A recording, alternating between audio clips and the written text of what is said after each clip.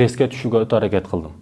Стресс деп коет, депрессия деп коет, ушул коркунучка түшүүгө аракет кылып көрдүм. Эч түшө албай койдум да. Көрсө зикир кыла берсеңиз, мен зикирден деп билдим.